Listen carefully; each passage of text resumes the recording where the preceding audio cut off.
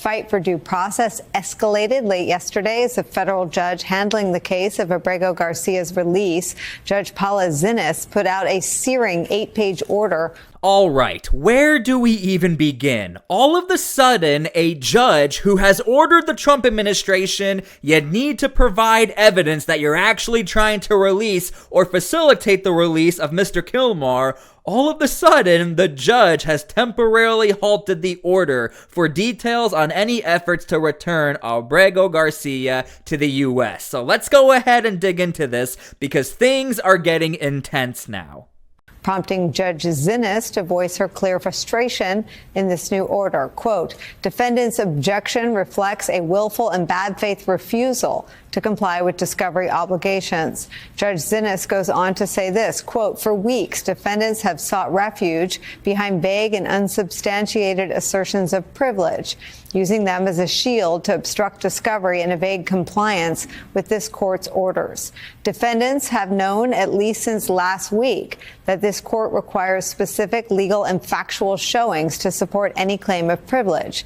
Yet they have continued to rely on boilerplate assertions. That ends now. Now, one thing I want to point out is hardly anyone is talking about this. The Trump administration actually did respond to that judge, and they did give the proper documentation. I am speculating, and you guys can leave your comments down below. The reason why we're probably not hearing about the Trump administration actually working with the court system is because of that. They're actually working with the courts, and we know the narrative is the Trump administration, they dismissed the courts. They never work with the courts. Well, it turns out they actually did, and this is why we're having to make a video about it. It just keeps getting worse and worse. We now have new information about Abrego, a traffic stop out of Tennessee, state trooper. In 2022, the guy had 7 or 8 what he called construction workers that he was driving from Texas to Maryland. The trooper, according to the reports, said that he believed this was a smuggling event. He took a bunch of information. He, collected what he needed to. I don't know why he didn't arrest. We still don't have that information about why he didn't arrest. But one thing he did say is that that car is my boss's car, the vehicle. Just News came out with the vehicle owner's name, his boss's name, which turns out to be Jose Ramon Hernandez out of Houston, an illegal alien, crossed after he was deported again, who was running a smuggling operation out of Houston. Okay, please stick with me. I'm going to try and make this make sense for you because it's all super confusing. First things first, remember, the court has ordered the Trump administration or the judge, you need to provide some sort of evidence that you're actually talking to El Salvador to potentially release Kilmar Abrego. Now, all of a sudden, that has halted. So here's what might be happening. This is the primary speculation. Negotiations or settlement. There might be some sort of negotiation going on behind the scene. We might actually see some sort of settlement. Number 2, the sealed documents that the Trump administration is going to provide or has already provided the court might be so sensitive that the courts have to just stop and analyze everything to declassify everything, things like that. There's a lot of security concerns that could happen with sealed documents, especially when you're dealing with a foreign nation like El Salvador. Or number 3, this could just be a strategic pause where the court wants to give the Trump administration a little more time before they might up the ante and hold people in contempt of court. Because if we reach that level, obviously things could get very destructive, and we don't want to see that in the United States. But you have to go through that process. And the reason why this is important is not just this case. It's that if we avoid or evade due process in this one case, then this government can do it in every case, and our entire system breaks down.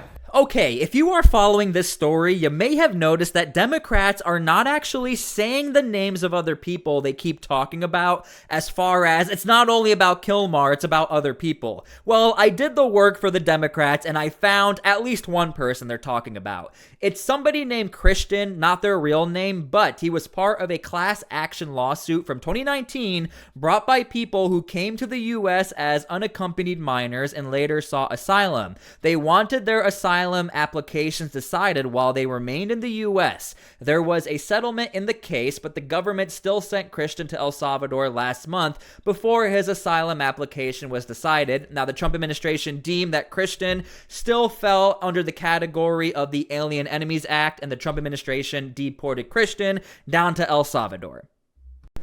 Now, in this land of the free and home of the brave, we have university students being swept up, shoved into unmarked vans, and fathers being tossed into Salvadorian gulags without a hint of due process. So I want to be real clear about this. If you say you love freedom, but you don't believe freedom is for everybody, then the thing you love isn't freedom, it's privilege.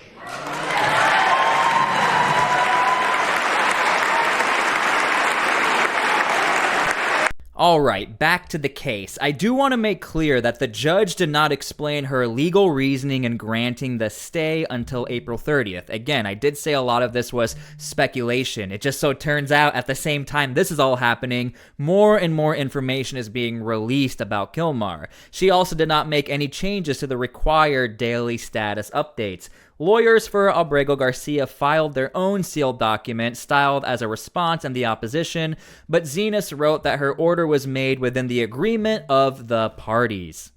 Now, this is a developing story, so I don't want to get too much into this, but there is a judge, another judge, who orders return of second migrant deported to El Salvador. Again, a federal judge in Maryland has ordered the Trump administration to facilitate the return of a 20-year-old Venezuelan man deported whose removal violated a previous court settlement, according to an ordered issue on Wednesday. U.S. District Judge Stephanie Gallagher, a Trump appointee, also ordered the government not to remove other individuals covered by the settlement. The class action case from 2019 was filed on behalf of individuals who entered the U.S. as unaccompanied minors, later sought asylum. The group sued the government to be able to have their asylum applications adjudicated while they remained in the United States. The party settled in 2024. So I don't want to get too much more into this. Again, this is for the other case we had previously talked about. I'm sure we're going to get more details about this, but it does look like the courts are trying to be very careful on releasing all of the information, considering the judge is seeing the possibility of asylum, so you don't want to give the full names of the individuals in case their families get harmed back in their countries. But again, this is a developing story, and it looks like the Trump administration is really fighting the courts, or you have judges willing to come out and say, nope, you got to start returning people, or at least facilitate the return. Yesterday, the president said this, and I quote, "We cannot give everyone a trial because to do so would take, without exaggeration, 200 years. Now, the court has said that those subject to the statute needed to be given the opportunity to challenge their removal. To me, I interpret that as a sense of due process. How do you interpret that? I think due process was given, like the Maryland father, the MS-13 terrorist that was removed. He had due process. He was ordered removed by 2 different immigration judges. But here's what they're doing. Here's the plan. The Biden administration overwhelmed the system. 10.5 million people came to the border. They know it's going to take years to get through the court docket. By then, they're hoping there's another Democratic administration in. They'll have U.S. citizen children. Then all of a sudden, nobody wants them removed. We're spoiling their plans to have future Democratic voters and through a census, have control of the House. Through a census vote, Democratic sanctuary cities get more seats in the House. This is their plan. That's why they overwhelmed the system. That's why they didn't detain them. When they detain them, they get a hearing in 35 days. They released them. Now it's going to take 5 to 7 years. They're going to keep playing this game through the immigration court, through appeal after appeal after appeal, district judge, to slow us down, because their hopes is they'll gain power again, then they can warrant amnesty to 10 million illegal aliens that are released in this country illegally. What message would you send to Van Hollen, these 4 congressmen, the people going to Louisiana to appeal for the student? What message do you have for all of them? Where were you when thousands of American parents buried their children? They got separated from children forever because they were buried because they were killed by illegal aliens that entered this country legally. That's preventable crimes. Where were you when the 600% increase in trafficking with the Biden administration? Where were you when 10.5 million people came to our borders illegally? Where were you when millions were released in the United States in defiance of federal law? The law says you come to this country, you come to our borders without proper documentation, you shall be detained. Not released, shall be detained. Where were you when they released the millions of people in the United States?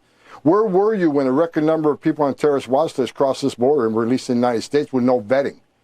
Where were you when 250,000 Americans died from fentanyl coming across the border, open border, Biden administration? Where were you then? You were silent, which means you're complicit. You didn't say a word about the violation of laws that put America at great risk. Not just public safety, national security. So where were you then? It's pathetic and disgusting. They are elected by the people to represent the taxpayers of this country.